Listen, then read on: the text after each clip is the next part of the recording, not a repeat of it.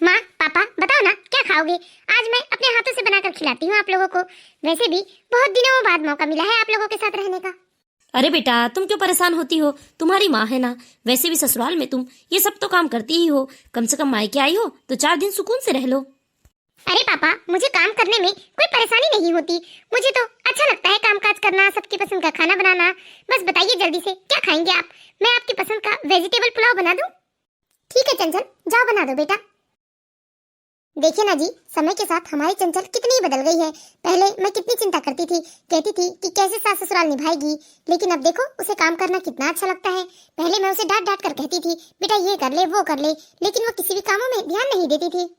इसलिए तो मैं कहता था शारदा कि तुम चंचल के पीछे मत लगी रहो। जब समय आएगा तो हमारी चंचल खुद ही सब कुछ संभाल लेगी। और देखा, संभाल लिया ना उसने सब कुछ। हाँ जी, उसके ससुराल से कभी कोई शिकायत नहीं मिलती। धीरे धीरे चंचल की शादी को 2 साल होने लगे। हाँ, समधी जी तो चंचल की बड़ाई ही करते रहते हैं। जब भी मैं फोन लगाता हूँ तो बस चंचल बिटिया ने ये खिलाया, चंचल बिटिया ने वो किया, बस उसी की तारीफों के पुल बांधते रहते हैं। उस समय मेरा सीना गर्व से चौड़ा हो जाता है। शारदा जी, अरे जीजी आप आइए आइए आइए भाई साहब। आप लोग चंचल की शादी के बाद आज पहली बार हमारे घर आए हैं। हमें आप लोगों को देखकर बहुत खुशी हो रही है। लेकिन क्या बात है भाई साहब, काफी परेशान लग रहे हैं आप। बताइए ना जीजी, क्या क्या समस्या है? शारदा, मुझे जैसे ही पता चला कि चंचल अपने मायके आई है तो बस मैं चंचल से मिलने आ गई। क्या बात है जीजी, चंचल से तो आप उसके ससुराल में भी मिल सकती थी। कोई बड़ी समस्या है क्या? ऐसी बात नहीं है कि आप लोगों के यहाँ देखकर हमें खुशी नहीं हुई, खुशी तो बहुत हुई, लेकिन आपकी उदासी बता रही है कि कोई बड़ी समस्या है।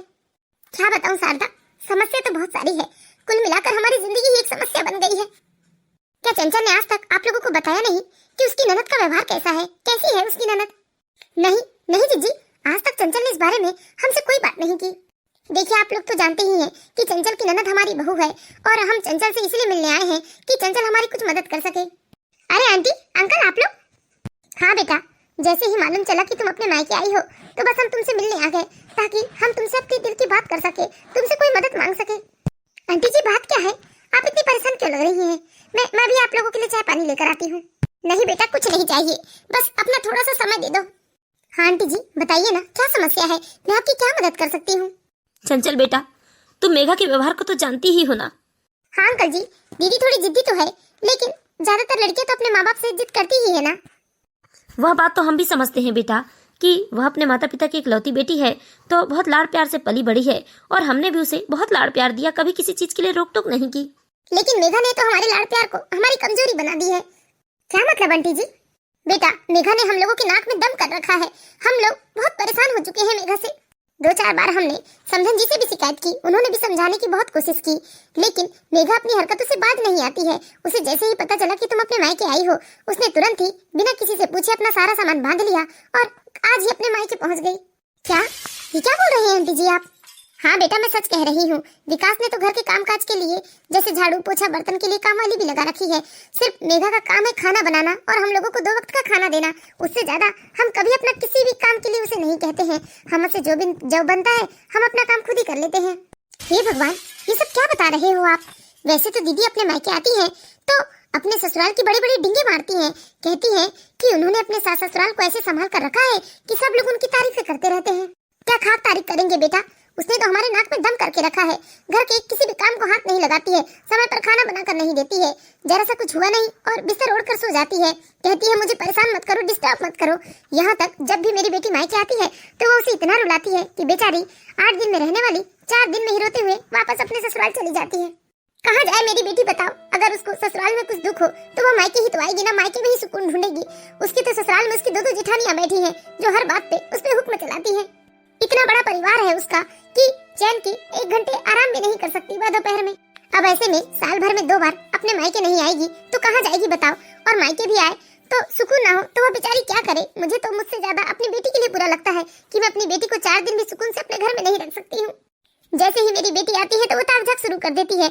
अगर मेरी बेटी अकेले में मुझसे 2 शब्द कोई बात कर ले तो वह मुंह फुला लेती है, कहती है कि माँ बेटी हम उसकी चुगली कर रहे हैं। और ना ही वो खाना बना कर देती है उसे, बस कभी सिर दर्द तो कभी पेट दर्द का बहाना लेकर अपने कमरे में ही पड़ी रहती है। 3 साल हो गए मेरी बेटी मायके आने को कतराती है।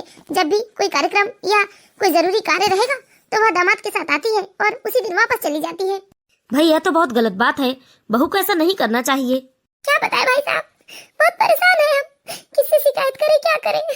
नीलेश भी मेघा से बहुत परेशान है, लेकिन बेचारा क्या करे। मेघा तो बात बात पर बस अपने मायके का दोष दिखाती है, कहती है कि करोड़पति मायका है मेरा, मेरे माँ बाप मुझे जिंदगी भर बिठाल कर रख लेंगे, अगर तुम लोग मुझे परेशान करोगे तो मैं घर छोड़कर चली जाऊंगी, और न जाने कैसी कैसी धमकियां देती है। चंचल बिटिया, क्या तुम हमारी कोई मदद कर सकती हो? क्या तुम अपने भैया को समझा सकती हो या ससुर जी को समझा सकती हो? लेकिन आंटी जी, ये सब बातें तो आप इनसे और पापा जी से भी डायरेक्ट कह सकते हैं ना, फिर मुझसे कहने की क्या बात है? मैं क्या ही कर लूंगी। बेटा, हमने मेघा के भाई और पापा से भी ये सब बात की, लेकिन मेघा हमारी सारी बातों को झुठला देती है, उल्टे सीधे हम पर आरोप लगा देती है, रोने लगती है, चीखने चिल्लाने लगती है, और उसके पापा और भैया को लगता है कि सच में हम लोग उसे परेशान करते हैं। लेकिन मुझे उस घर में धीरे धीरे 2 साल होने लगे, मुझे आज तक इस बारे में कभी भनक तक नहीं लगी, क्योंकि बेटा हमने कभी लड़ाई झगड़े नहीं किए, हमने जो भी बात की वो बहुत शांति से की। मेघा के पिता से भी हमने सिर्फ फोन में बात किया और ये सारी समस्या बताई थी, और विकास से भी, लेकिन उन लोगों के सामने तो मेघा इतना ड्रामा करती है कि उन लोगों को सच लगने लगता है और वह लोग हमारी बातों को अनदेखा कर देते हैं। हे भगवान, दीदी इतना सब करती है अपने ससुराल में, और मुझे तो कितना लेक्चर देती है, कितना पाठ पढ़ाती है कि बहुओं को ऐसे रहना चाहिए, बहू को वैसे रहना चाहिए। आप रोइए मत आंटी, मैं कुछ न कुछ तो जरूर करूंगी। हाँ बेटा, कुछ न कुछ तो जरूर करो तुम, जिससे मेघा को समझ में आ जाए कि शादी के बाद मायका से ज्यादा ससुराल अपना होता है। कई बार तो नीलेश ने उसे तलाक देने के बारे में भी सोच लिया, लेकिन हम लोग ही मना करते हैं कि 2 बच्चे हैं, बेचारे बच्चे गली गली के हो जाएंगे। ठीक है, आप बिल्कुल मत रोइए, मैं कुछ तो जरूर करूंगी, आप निश्चिंत हो जाइए। ठीक है बेटा, अब हम लोग चलते हैं, हम यहाँ आ रहे हैं, इस बारे में हमने किसी को नहीं बताया है, अगर नीलेश हमें घर में नहीं देखेगा तो परेशान हो जाएगा। अरे ऐसे कैसे जाएंगे आंटी जी, कुछ खा पी कर तो जाइए। नहीं बेटा, बस तुम हमारी थोड़ी सी मदद कर दो, मेघा तुम्हारी ननद है, तो तुम उसे सबक तो सिखा ही सकती हो कि अपने सास ससुर से कैसा व्यवहार करना चाहिए। तुमसे जो भी बनता है बेटा प्लीज हमारे लिए करो। हाँ, आप लोग निश्चिंत हो जाइए। इस तरह चंचल की ननद के सास ससुर चंचल से अपना दुखड़ा रोकर चले जाते हैं। देखिए तो माँ, मेरी ननद कितनी शातिर है, मुझे आकर कितने लेक्चर देती है, मुझे पाठ पढ़ाती है कि बहू को कैसे रहना चाहिए, और खुद अपने बूढ़े सास ससुर को खून के आंसू रुला रही है। हाँ बेटा, ये बहुत गलत बात है, कभी किसी को इतना परेशान नहीं करना चाहिए कि उनके मुंह से उनके लिए बद्दुआ निकलने लगे। चंचल बेटा, एक बात तुम जिंदगी भर याद रखना, चाहे हम इस दुनिया में हो ना हो, तुम अपने सास ससुर के अलावा भी बेटा कभी किसी बड़े बुजुर्ग का दिल मत दुखाना। हाँ पापा, लेकिन मैं ऐसे शातिर लड़कियों को सबक सिखाने में भी पीछे नहीं रहती। भले ही ननद जी मुझसे रिश्ते और उम्र में बड़ी है तो क्या हुआ, लेकिन उन्हें मैं सबक सिखाऊंगी, और उनका जो मायके के घमंड है ना, उसे मैं चूर चूर करूंगी। लेकिन समझ में नहीं आता कि मम्मी जी ने आज तक उसे रोक टोक क्यों नहीं किया। कम से कम मम्मी जी को तो यह बात समझनी थी कि उनकी बेटी उनके समधी समधन जी के साथ ठीक नहीं कर रही है, इस तरह अपनी बेटी का पक्ष लेकर उन्हें सिर पर नहीं चढ़ाना था। हाँ बेटा, यह तो तुम्हारी ननद ने बहुत गलत किया है। मैं भी चाहती हूँ कि तुम अपनी ननद को सबक सिखाओ, उसे बताओ कि ससुराल में एक बहू का क्या फर्ज होता है। मम्मी, ननद रानी सीधे तरीके से कभी नहीं समझेगी, अगर सीधे तरीके से समझना ही होता तो अपने बेचारे लाचार बूढ़े सास ससुर की बात समझ लेती, उन्हें तो दूसरी तरीके से समझाना चाहिए, और मुझे समझ में आ गया है कि मैं उन्हें कैसे सबक सिखा सकती हूँ। ठीक है बेटा, लेकिन देखो, जो भी करना अपनी मर्यादा में रहकर करना, किसी और को सबक सिखाने के चक्कर में तुम अपने सास ससुर का दिल मत दुखाना, अपना बसी बुसाई गृहस्थी बर्बाद मत करना। नहीं माँ, मैं जो भी करूंगी बहुत सूझबूझ से करूंगी। बूढ़े माता पिता का दुख देखकर अब चंचल से मायके में रहा नहीं जा रहा था। ऐसे तो चंचल 8 दिन के लिए अपने मायके आई थी, लेकिन वह 4 दिन में ही वापस अपने ससुराल चली गई। उसे इतना जल्दी आया देखकर उसकी सास आश्चर्यचकित हो जाती है। अरे चंचल बहू, तुम तो 8 दिन का कहकर मायके गई थी, फिर 4 दिन में ही कैसे वापस आ गई? क्यों भाभी, मायके में खाना नहीं मिल रहा था क्या, जो ससुराल का रास्ता पकड़ लिया? अच्छा दीदी, लगता है आपके ससुराल में आपको खाना नहीं मिलता होगा, तो आप अपने मायके आ जाती होंगी। भाभी, ये क्या बदतमीजी है, मैं तो बस मजाक कर रही थी। दीदी, तो मैं कौन सा सीरियसली बोल रही थी, मैं भी तो मजाक ही कर रही थी। देखा माँ आपने, इसीलिए मैं कहती हूँ कि भाभी को ना साल में एक ही बार मायके जाने दिया करो। कितनी बदतमीज हो गई है भाभी, ऐसे तो पहले कभी जवाब नहीं दिया, लगता है मायके में उनकी माँ ने यह सब सिखा पढ़ा कर भेजा है उन्हें। देखो माँ, मैं आपसे साफ साफ कह देती हूँ कि भाभी को ज्यादा सिर पर चढ़ाने की जरूरत नहीं है, नहीं तो एक दिन ऐसा ना हो कि ये आपके सिर पर तांडव करे। देखो ना कितनी हिम्मत बढ़ गई है उनकी, बड़ी ननद से जबान लड़ाने लगी वो। अरे जाने देना, जैसे तूने मजाक किया वैसे तेरी भाभी ने भी मजाक कर दिया। माँ, समझने की कोशिश करो, यही मजाक में तो हिम्मत बढ़ जाती है, और फिर एक दिन यह मजाक सीरियसली हो जाता है। अच्छा ठीक है ना बेटा, तू तो छोटी छोटी बातों को ना तिल का ताड़ करने लगती है। वैसे भी अच्छा ही है ना, चंचल आ गई है तो कम से कम अब आराम से तुम्हें तुम्हारी पसंद का खाना तो मिलेगा।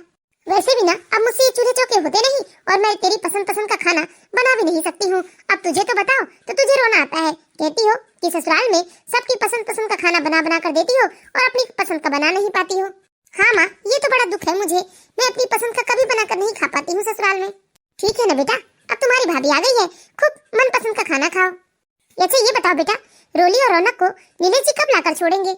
नहीं माँ, मैं कह कर आई हूँ, कम से कम 2 दिन तो बच्चों को संभाल कर दिखाओ, क्योंकि वो हमेशा मुझसे कहते रहते हैं ना कि तुम दिन भर करती क्या हो, बच्चों को नहीं संभाल सकती, ये नहीं कर सकती। तो मैंने भी सोचा कि 2-4 दिन उन्हें तो बच्चों की जिम्मेदारी देना ही चाहिए, इसलिए मैंने कह दिया है कि 2 दिनों के बाद ही लेकर आएंगे वो। अरे बेटा, तुम्हें आए 4 दिन हो गए हैं और तुम यही बोल रही हो कि 2 दिन बाद नीलेश लाकर छोड़ेंगे, लेकिन अभी तक बच्चों को वो लेकर नहीं आए। तुम्हें बच्चों की याद नहीं आ रही है? आती है ना माँ, क्यों नहीं आएगी, लेकिन उन लोगों को भी तो बच्चों की जिम्मेदारी समझ में आए, इसीलिए मैं सोच रही हूँ कि कुछ दिन वही लोग बच्चों को संभाल ले। अच्छा ये सब छोड़िए माँ, मैं जाकर भाभी से कहकर आती हूँ कि कुछ मेरी पसंद का बना दे, मुझे भूख लग रही है। अरे अभी तो रहने दो बेटा, बेचारी थके हारी आई है, तुम कल से अपनी पसंद का खाना खाना। अरे कौन सा पैदल आई है माँ भाभी तो कैब से आई है ना, और वैसे भी भाभी का मायका इतना दूर भी नहीं है कि 10 घंटों का सफर करके आई है, इतनी भी क्या थकान। ये लड़की भी ना जो जिद पकड़ती है वह करती ही रहती है। भाभी भाभी, ये क्या बात हुई भाभी, अभी तो आप अपने मायके से आई हैं और इतनी जल्दी आपको नींद भी लग गई। दीदी प्लीज जरा धीरे धीरे बोलिए ना, मेरे सिर में बहुत दर्द हो रहा है। वाह भाभी, ये क्या बात हुई, अभी तो आप अच्छा हंसते मजाक करते कमरे में आई है और अचानक आपके सिर में दर्द होने लगा। क्यों दीदी, सिर का दर्द बताकर आता है क्या? अब अचानक दर्द हो रहा है तो मैं क्या करूं, प्लीज आप जाइए ना यहाँ से, मुझे डिस्टर्ब मत कीजिए। और सुनिए, अदरक वाली चाय भी बना देना मेरे लिए। हाय राम, ये क्या तरीका है, अब भी जाकर माँ से शिकायत करती हूँ इनकी। माँ माँ, क्या हो गया मेघा, इतनी टेंशन में क्यों है? देखिए तो माँ, भाभी की नखरे, ये तो हद ही हो गई। अभी तो अच्छा हंसते बोलते आई हैं और जब मैं उनके कमरे में गई तो वह अपने सिर तक चादर ओढ़ कर सो गई। कहती है उनके सिर में बहुत दर्द हो रहा है और कहती है मुझसे कि मैं अदरक वाली चाय बना कर ले जाऊं उनके लिए। अरे बेटा, हो सकता है उसके सिर में दर्द हो रहा होगा, जाना 1 कप चाय बना कर दे दे। वाह माँ वाह, यही दिन देखने बाकी रह गए थे। अरे मैं अपने ससुराल में साल भर पिसते रहती हूँ, यह सोचकर अपने मायके आती हूँ कि यहाँ 4 दिन सुकून से रहूंगी, लेकिन यहाँ मुझे क्या भाभी की चाकरी करनी पड़ेगी? और आप भी ऐसे मुस्कुराते हुए कह रहे हैं कि मैं उन्हें चाय बना कर दे दूं, ये तो हद ही हो गई। देखिए माँ, बहू को ना जरूरत से ज्यादा सिर पर चढ़ाओगी तो एक दिन खुद सिर पर हाथ रख कर रोगी। आप जाकर कहो भाभी से कि वो उठे और उठ के सबके लिए सबकी पसंद का खाना बनाए। वह मायके से आराम से गाड़ी में बैठ कर आई है, कोई पैदल चलते हुए नहीं आई है, जो महारानी इतना थक गई है। दीदी क्यों शोर मचा रहे हो आप घर में? भैया सुना नहीं आपने महारानी के नखरे? अरे अभी तो अपने मायके से आई है और आते हुए हंसते बोलते गई, हंसी मजाक करते गई, लेकिन कमरे में जाकर अचानक बीमार पड़ गई। अचानक से भाभी के सिर में दर्द होने लगा। ये तो गजब नौटंकी है भाभी की, जरा उन्हें कोई तमीज तरीका सिखाइए। घर में ननद आई हुई है, कैसे ननद को इज्जत दी जाती है ये सिखाइए। ऐसा होता है क्या? यह तो सरासर मेरा अपमान हो रहा है इस घर में। अरे मेघा, छोटी छोटी बातों में यूं हंगामा नहीं किया जाता है बेटा, हो सकता है तेरी भाभी के सिर में दर्द हो रहा होगा। हाँ दीदी, आपकी भाभी के सिर में दर्द हो रहा है, उसने मुझे फोन पर ही बता दिया था। देख लो माँ अपने लाडले का राग। अरे यह तो अपनी पत्नी के राग में राग लगा रहे हैं, यह तो सीधे सीधे अपनी पत्नी का पक्ष ले रहे हैं। कभी मेरे ससुराल में आकर देखे, मजाल है कि मेरा पति कभी मेरे पक्ष में एक शब्द बोल दे। और वहाँ तो मैं मेहमानों को ऐसा इज्जत देती हूँ कि लोग वहाँ से जाने के बाद बरसों तक मेरी बस तारीफ ही करते रहते हैं। और यहाँ मेरी भाभी के तो नखरे ही खत्म नहीं हो रहे हैं। जाना बेटा, बेकार में तमाशा मत कर, जा चाय बना कर दे दे, और नहीं दे सकती तो हट, मैं ही बना कर दे देती हूँ उसे। ये गजब बेइज्जती है, माँ को अपनी बहू का कितना डर है कि वो बहू के लिए चाय बनाने चली गई। दीदी चंचल भी तो इंसान है ना, चंचल को भी तकलीफ हो सकती है, आप इतना हैरान क्यों हो रहे हैं? क्या आपके सिर में कभी दर्द नहीं होता है? तुम तो चुप ही करो भैया, तुम्हें तो शर्म भी नहीं आती, पत्नी का पक्ष ले रहे हो। अरे दीदी, वह भी तो मेरे पीछे इस घर में आई है ना, मैं उसका पक्ष नहीं लूंगा तो कौन लेगा? और वैसे भी वो तकलीफ में है, तो पति होने के नाते इतना फर्ज तो बनता है मेरा कि मैं उसके दुख दर्द को समझूं। बाप रे, ये लड़का तो अपनी पत्नी प्रेम में निखट्टू हो गया है, पूरा लट्टू बन गया है। कहता है कि मैं पक्ष नहीं लूंगा तो कौन लेगा? मैं ही कितनी बदकिस्मत हूँ जो मेरा पति कभी मेरे पक्ष में मजाक एक शब्द भी कह दे। मैं भी देखती हूँ माँ कब तक बहू की सेवा करती है। ऐसे थोड़ी ना होता है कि मेरी माँ बहू बेटे वाली होने के बाद भी बहू की चाकरी करेगी। मैं तो अपने जीते जी ऐसा नहीं होने दूंगी, मैं माँ को किसी भी तरह समझा लूंगी। और ये भाभी के जो नखरे है ना, उस नखरे के बारे में सब कुछ बता दूंगी माँ को। अपनी भाभी के नखरे देख देख कर मेघा तो आग बबूला हो रही थी। मेघा नहीं चाहती थी कि उसकी भाभी की सेवा कोई भी करे घर में, वह तो बस अपनी भाभी को काम करते हुए देखना चाहती थी। लेकिन धीरे धीरे 1 हफ्ते का समय बीत जाता है, पर चंचल यूं ही रोज नखरे करती है। वह खाती पीती घूमती फिरती है, लेकिन जैसे ही उसे कोई काम बताया जाता है वह बीमार पड़ जाती है। और यह सब मेघा से देखकर नहीं हो रहा था। कितना मजा आया ना जी, बहुत बहुत अच्छा लगा। मुझे तो ऐसा लग रहा था जैसे ये मूवी खत्म ही नहीं होती। और आज की शॉपिंग भी बहुत अच्छी थी। थैंक यू वेरी मच, आपने मुझे कितनी सारी चीजें दिलाई। अच्छा, बहुत शॉपिंग की आपने, मूवी भी देखी? अरे वाह, ये तो बड़ी खुशी की बात है। लगता है अब आप पूरी तरह से ठीक हो गई हैं। हाँ दीदी, लेकिन देखिए ना, बहुत दिनों बाद मूवी देखी, इसलिए सिर में अजीब सी तड़कन शुरू हो गई है। लगता है माइग्रेन वाली प्रॉब्लम है, आधे सिर में दर्द हो रहा है। अब जब तक अदरक वाली चाय नहीं पीऊंगी ना, तब तक आराम नहीं मिलेगा। और आज तो रसोई भी नहीं संभाल पाऊंगी मैं। वैसे मम्मी जी कहाँ गई? मुझे आज मम्मी जी की मदद की बहुत जरूरत है। देखा देखा भैया, आपने देखा इनका ड्रामा? अरे अभी तो ये आपके साथ कितना हंस हंस के बात कर रही थी, और अभी अचानक कह रही है कि इनको माइग्रेन हो रहा है। नहीं तो दीदी, यह तो पूरे रास्ते मुझसे यही कह रही थी कि इसके सिर में बहुत दर्द हो रहा है, और इसने तो माइग्रेन की दवाई भी ली है। देख लो इसके पर्स में खोल करके। हाय राम, ये तो हद ही हो गई। अरे आप झूठ क्यों बोल रहे हो? मैंने अभी इन्हें जोर जोर से हंसते हुए देखा है, हंसते हुए सुना है। क्या दीदी, आप भी ना? चलो चलो चंचल, चलकर रूम में आराम कर लो। इसलिए तो मना कर रहा था कि बाहर मत निकलो, बेकार में तुम्हारे सिर में दर्द होने लगा ना। चलो चलो, मैं तुम्हें कमरे तक ले चलता हूँ, चलकर आराम कर लो। बाप रे, ये कैसा पागलपन है? अरे यह लोग या तो मुझे बेवकूफ बना रहे हैं या फिर मुझे बेवकूफ समझ रहे हैं। भला भला ऐसा होता है क्या? मैंने खुद भाभी को जोर जोर से हंसते हुए सुना है। क्या हुआ मेघा, तू इतनी परेशान क्यों है? माँ, मुझे समझ में नहीं आ रहा है, क्या मैं पागल हो गई हूँ या सब लोग मिलकर मुझे पागल करने पर तुले हैं?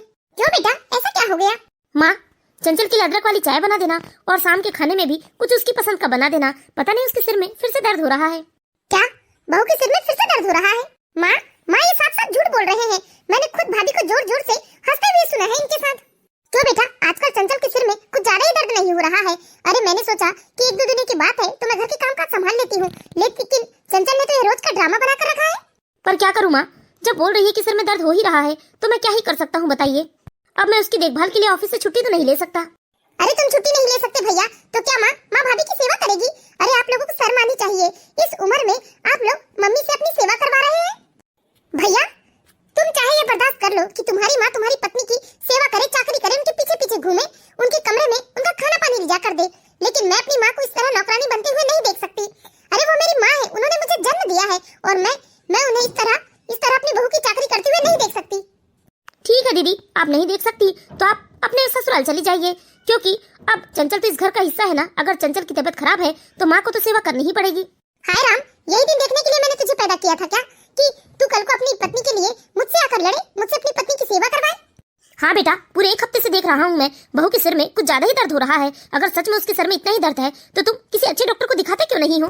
देखिए ना पापा, भाभी बाहर घूमती है, फिरती है, हर चीज कर रही है, लेकिन जैसे ही घर के कामकाज करने की बारी आती है तो उनके सिर में दर्द हो जाता है। उनको शर्म नहीं आती बड़े बुजुर्गों से घर का काम करवाते हुए? मैं भी आज जाकर देखती हूँ, वह ऐसे कैसे मेरी माँ से अपने काम करवा सकती है, अपनी चाकरी करवा सकती है। हाँ बेटा, ये शर्म की बात है। अगर बहू को सच में घर के काम करने में दिक्कत हो रही है तो वह साफ साफ बता क्यों नहीं देती? मैं घर के कामकाज के लिए काम वाली लगवा देता हूँ, खाने पीने वाली लगवा देता हूँ, लेकिन इस तरह वह बड़े बुजुर्गों को ऑर्डर दे रही है, बार बार तबियत कर रही है, तो वह चाहती क्या है? मैं देख रहा हूँ कि बहू जब से मायके से आई है उसका स्वभाव ही बदल गया है। पहले तो पापा जी चाय पी लो, ऐसा कर लो, वैसा कर लो, कितने अच्छे से सबसे बात करती थी, लेकिन वह मायके से क्या आई, उसके तो सुर ही बदल गए हैं। आजकल तो वह बदतमीजियां भी करने लगती है। ये सब शोभा नहीं देता बेटा, तुम जाकर अपनी पत्नी को समझाओ। अरे पापा, मैं क्या ही कर सकता हूँ, अब वह तो इस घर की बहू है। अगर मैं उससे लड़ाई झगड़ा करूंगा, डांट डपट करूंगा, तो वह इस घर को छोड़ के जाने की धमकी देगी। फिर बताइए, समाज में तो हमारी जगह सही हो जाएगी कि इस घर की बहू ने इस घर को छोड़ दिया है। अरे बेटा, प्यार से समझाओ, जरूरी नहीं है कि हर चीज को डांट डपट कर ही समझाया जाए। हो सकता है तुम प्यार से इन चीजों को समझाओगे तो वह समझ जाएगी। अरे पापा, ये क्या समझाएंगे? मैं खुद जा रही हूँ और खुद उन्हें तरीके से समझाती हूँ। आज ऐसी कैसी बीमारी है, जरा जाकर तो देखूं मैं। नहीं बेटा, रहने दे, बेकार में कलेश मत करवा घर में। हाँ दीदी, वैसे भी चंचल थोड़ी थोड़ी बातों में आजकल बहुत परेशान हो जाती है। मैं नहीं चाहता कि वो परेशान हो जाए और गुस्से से अपने मायके चली जाए। हाय राम, देखो तो, यह तो बिल्कुल लट्टू हो गया है, जो बीवी के मायके जाने के नाम से कितना डर रहा है। माँ मैं देखती हूँ, आज आप घर का कोई काम नहीं करेंगी। अरे अगर भाभी को इतनी तकलीफ थी तो वह सिनेमा देखने क्यों गई थी, बाहर खाने पीने शॉपिंग करने क्यों गई थी? आज आप घर में खाना पीना नहीं हाथ लगाओगी, खाना पीना तो वही बनाएंगी। मैं अभी जाकर देखती हूँ उन्हें। इस तरह मेघा गुस्से से आग बबूला हो रही थी और पैर पटकते हुए वह सीधे अपने भाभी के कमरे में पहुंच जाती है, जहां उसकी भाभी रजाई ओढ़कर सो रही थी। मेघा ने गुस्से से उसकी रजाई खींचकर जमीन में फेंक दी, लेकिन तब चंचल के भी गुस्से का ठिकाना नहीं था और इस तरह दोनों में बहस छिड़ जाती है। ये क्या तरीका है दीदी, आपने मेरा कम्बल खींचकर जमीन में क्यों फेंका? भाभी, भाभी आप किसे बेवकूफ समझती हैं, किसे बेवकूफ बना रही हैं? आप बाहर जा रही हैं, घूम रही फिर रही हैं, मजे कर रही हैं और घर आकर आप बीमार हो जाती हैं। आपको शर्म नहीं आती जो अपनी बूढ़ी सास के ऊपर इतना अत्याचार कर रही हो? आपको थोड़ी तो शर्म आनी चाहिए कि आप अपनी सास से अपने सारे काम करवा रही हो। अरे उनकी उम्र देखी है। कोई भी बहू इसलिए घर में लेकर आता है ताकि सास को थोड़ी बहुत सुख सुविधाएं मिले, वह भी चैन की नींद सो सके। लेकिन हफ्ते भर से ऊपर हो गए आपके ड्रामे मैं चुपचाप सहन कर रही थी, लेकिन अब नहीं करूंगी। मेरी माँ आपकी सेवा नहीं कर सकती। हाँ करती भी अगर सच में आप बीमार होते तो, लेकिन मैं देख रही हूँ कि आप बीमार नहीं हो। देख रही हूँ जब भैया के साथ होते हो तब तो ही हा हा हंसी ठिठोली करते रहते हो, लेकिन जैसे ही कोई घर का काम बताता है तो आप तुरंत ही बीमार हो जाते हैं। कहीं आपके सिर में दर्द होने लगता है, कहीं आपके पैरों में दर्द होने लगता है। ये सब ड्रामा नहीं है तो क्या है? शर्म करो थोड़ी सी। अरे तुम इस घर की बहू हो और बहू होने की जिम्मेदारी उठाना तुम्हारा फर्ज है। क्या तुम्हारे माँ बाप ने तुम्हें बहू होने की जिम्मेदारी नहीं सिखाई है? वाह दीदी वाह, क्या गजब कही आपने। मान गए आपकी बातों को। सच में आप तो एक सुसंस्कारी बहू है जो आपको अपनी सारी मर्यादाएं पता है, अपने सारे फर्ज पता है कि आपको आपके सास ससुर के प्रति क्या जिम्मेदारी निभाना चाहिए, अपने बच्चों और पति के प्रति क्या जिम्मेदारी होना चाहिए। यह तो मुझे आपसे ही सीखना चाहिए, जो हफ्ते भर से ऊपर अपने बूढ़े सास ससुर को छोड़कर, अपने दोनों मासूम बच्चों को छोड़कर और अपने निर्दोष पति को छोड़कर यहाँ पर मुझे आप सुसंस्कारी बहू का पाठ पढ़ाने आई है। आज आपने अपनी माँ को 4 काम करते हुए देखा तो आपका कलेजा मुंह को आ गया। आपको बड़ी तकलीफ होने लगी, कहने लगी कि उन्होंने मुझे जन्म दिया है, वह इस तरह मेरी चाकरी नहीं कर सकती। लेकिन तब आपकी शर्म कहाँ मर जाती है जब आप अपने बूढ़े सास ससुर के साथ अत्याचार करती हैं, उन्हें 2 टाइम का खाना नहीं दे सकती। आपकी नंद जो 4 दिन के लिए अपने मायके आती है उसे 2 घंटे में ही वापस जाने के लिए मजबूर कर देती है, उसे खून के आंसू रुलाती है। तब आपकी शर्म कहाँ चली जाती है? तब आपके ये बड़े बड़े संस्कार वाले पोथी पंचांग कहाँ चले जाते हैं? बहू ये कैसी बात कर रही हो तुम? दामाद जी और दोनों बच्चे तो अपनी मर्जी से वहाँ रुके हुए हैं, मेघा ने तो उन्हें वहाँ रुकने के लिए नहीं कहा ना। और रही बात बूढ़े सास ससुर की, तो हमारी बेटी अपने सास ससुर के प्रति अपनी सारी जिम्मेदारी निभाती है, उसने खुद ही हमें बताया है। वाह पापा जी, आपको मेघा दीदी ने बताया और आपने उसकी बातों का यकीन कर लिया। लेकिन क्या उन बूढ़े माँ बाप के बारे में नहीं सोचा है आपने? क्या वो अपने बहू बेटे की बदनामी यूं ही करेंगे? एक बार उनसे पूछिए, उनके अड़ोस पड़ोस वालों से जाकर पूछिए कि मेघा दीदी उन लोगों के साथ कैसा व्यवहार कर रही है। मेघा तुम्हारी भाभी क्या बोल रही है? नहीं पापा, भाभी मुझ पर झूठा इल्जाम लगा रही है। मैं तो सबकी सेवा करती हूँ और घर में सब लोग मुझसे बहुत खुश हैं। अच्छा, आपसे बहुत खुश हैं? तो बुलवाइए नीलेश जिया जी को और पता कर लीजिए कि वह मेघा दीदी से कितने खुश हैं और उनके साथ जिंदगी आगे बिताना चाहते ही हैं। अभी नहीं, बुलाइए इनके बूढ़े सास ससुर को जो 2 वक्त की शांति की रोटी के लिए तरस गए हैं। बुलाइए इनकी दुखी ननद को जो 4 दिन सुकून से मायके में रहने को तरस गई है। बुलाइए सबको। आज ही आप लोगों को सारी सच्चाई पता चल जाएगी। मेघा तेरी भाभी क्या बोल रही है? सच बता, क्या तूने अपने ससुराल वालों को ऐसे परेशान करके रखा है? वो माँ मैं रुकिए, मैं अभी नीलेश जिया जी को कॉल करके बुलाती हूँ और सारी बातें आप लोगों को स्पष्ट बता देंगे वो। नहीं भाभी, उन्हें कॉल करके बुलाने की जरूरत नहीं है। आप जो बोल रही है वो बिल्कुल ठीक कह रही है। क्या तुमने अपने बूढ़े सास ससुर और ननद पति के साथ ऐसा व्यवहार किया है? माँ, जिया जी आए हैं दोनों बच्चों के साथ। मेघा, तुझसे यह उम्मीद नहीं थी बेटा। तूने तो सरासर हमारे संस्कारों के ऊपर उंगली उठाने का मौका दिया है अपने ससुराल वालों को। तुम तो हमेशा कहती थी कि तुमसे तुम्हारे ससुराल वाले खुश हैं। एक दो बार तुम्हारे सास ससुर ने हमसे तुम्हारी शिकायत बताने की कोशिश भी की थी, लेकिन हमने ही उनकी बातों को नजरअंदाज कर दिया था, क्योंकि तुम हमेशा कहती थी कि तुम अपने ससुराल वालों के साथ बहुत खुश हो। चलिए जी, बाकी बात तो दामाद जी से पूछ लेते हैं हम चलकर। मेघा, बच्चों को तुम्हारी बहुत याद आ रही थी, इसलिए मैं बच्चों को यहाँ छोड़ने आया हूँ। सुनिए दामाद जी। जी मम्मी जी। मैं आपसे सच्चाई जानना चाहती हूँ कि आप लोग क्या मेघा के साथ खुश हैं? काश मम्मी जी, मेघा हम सब के साथ खुश रह पाती तो आज मेरा भी परिवार खुशहाल परिवार होता। मेरे माँ बाप की आंखों में 24 घंटे आंसू ना होते, मेरी बहन का चेहरा उदासी से मुरझाया ना होता। मैं तो इस तरह से रिश्तों की कसमकस में उलझ कर रह गया हूँ। ना ही मेघा को तलाक दे सकता हूँ और ना ही अपने माता पिता को छोड़ सकता हूँ। बेटा, हम हाथ जोड़कर विनती करते हैं, तुमसे माफी मांगते हैं, हमें माफ कर दो बेटा। हमें इस बारे में कुछ नहीं पता था, नहीं तो हम कभी भी अपने बच्चों का गलतियों पर सपोर्ट नहीं करते हैं, बल्कि उन्हें डांटते डपटते हैं। एक दो बार आपने छोटी मोटी शिकायतें बताई जरूर, लेकिन मेघा ने अपनी बात इस तरह से बताई कि हमें उन बातों पर कभी ध्यान देने का मौका ही नहीं मिला। हमने उन बातों को नजरअंदाज कर दिया। पापा, मेरे लिए शादी ब्याह एक मजाक नहीं है, बल्कि 2 परिवारों की इज्जत की बात है। इसीलिए मैं बड़ी से बड़ी बातें हो भी जाती है तो आप लोगों को कभी खबर नहीं करता, क्योंकि मैं नहीं चाहता कि मैं अपनी तरफ से कोई भी कमी छोड़ूं अपने रिश्ते को निभाने में। इसीलिए मैं बिना किसी से शिकायत किए सारे दुख दर्द अकेले सहकर चुपचाप रिश्ता निभा रहा हूँ और आगे भी निभाऊंगा मम्मी जी, पापा जी। मेघा तुमने दामाद जी को इतना दुखी कर दिया है कि वह बेचारे तुम्हारे खिलाफ बोलने में भी डर रहे हैं। हाँ माँ, माँ मुझसे गलती हो गई। मैंने सच में सबको बहुत परेशान किया है, लेकिन इनसे कहिए ना, ये मुझे माफ कर दे। मैं आज के बाद किसी को परेशान नहीं करूंगी। सुनिए जी, प्लीज प्लीज मुझे माफ कर दीजिए। बच्चों, आई एम सो सॉरी बच्चों, जो मैंने तुम्हें कितना डांटा, चीखा, चिल्लाया और तुम्हें यह कहकर तुम्हारे पापा और दादा दादी के पास छोड़कर आया था कि वही तुम्हें संभाले। मैं भूल गई थी। मैं कैसे भूल गई थी अपने फर्ज से कि तुम मेरे बच्चे हो और तुम्हें खुश रखना, तुम्हें प्यार करना मेरा फर्ज है, ना कि सिर्फ तुम्हारे दादा दादी का। मैं कैसे तुम्हारे बिना इतने दिन रह पाई। बच्चों प्लीज मुझे माफ कर दो। सुनिए जी, मैं अभी इसी वक्त आपके साथ घर जाना चाहती हूँ और चलकर मम्मी पापा से माफी मांगना चाहती हूँ। मम्मा दादी की बहुत तबीयत खराब है। मम्मा कल पापा दादी को डॉक्टर के पास लेकर गए थे। जाओ मेघा, जाओ बेटा, जाओ तुम दामाद जी के साथ जाओ और जाकर ससुराल में अपने सारे फर्ज निभाओ। आज मेघा को अपनी गलती का एहसास हो गया और वो अपने सामान लिए बिना ही अपने पति के साथ ससुराल चली जाती है। और इधर चंचल के सास ससुर चंचल को बहुत बहुत धन्यवाद और आशीर्वाद देते हैं कि उसकी वजह से आज उन्हें उनकी बेटी की गलती समझ में आई। Mummy papa ji, I am so sorry. मैंने आप लोगों को कितना हर्ट किया। असल में मैं ये सब कुछ करना नहीं चाहती थी, लेकिन मैं मजबूर थी, क्योंकि जब मैं मायके गई थी तो दीदी के सास ससुर हमारे घर आए थे और उन्होंने मुझे अपनी सारी आप बीती बताई और मेघा दीदी के बारे में बताया कि कैसे मेघा दीदी उन्हें परेशान कर रही है। और मैंने यह सारी बात आप लोगों से छुपाई क्योंकि मैं चाहती थी कि दीदी अपनी सारी गलती खुद अपने से स्वीकार करे। मैंने इन्हें ये सारी बातें बताई और इनसे रिक्वेस्ट की कि ये मेरा साथ दे और मैंने इसलिए इस तरह का व्यवहार किया। मैं हाथ जोड़कर अपने बुरे बर्ताव के लिए आप लोगों से माफी मांगती हूँ मम्मी पापा जी। नहीं बेटा, आज तुम्हारी समझदारी और सूझबूझ ने एक हंसते खेलते परिवार को बिखरने से बचा लिया। इस तरह चंचल के सास ससुर ने चंचल को खूब आशीर्वाद दिया और उधर मेघा भी अब अपनी गलती स्वीकार करके अपने सास ससुर से माफी मांग लेती है। तो हम आशा करते हैं दोस्तों आप लोगों को यह कहानी जरूर पसंद आई होगी। यदि कहानी अच्छी लगी हो तो प्लीज इस वीडियो को लाइक कीजिए और इसी तरह की मोरल स्टोरीज देखते रहने के लिए हमारे चैनल को सब्सक्राइब करें।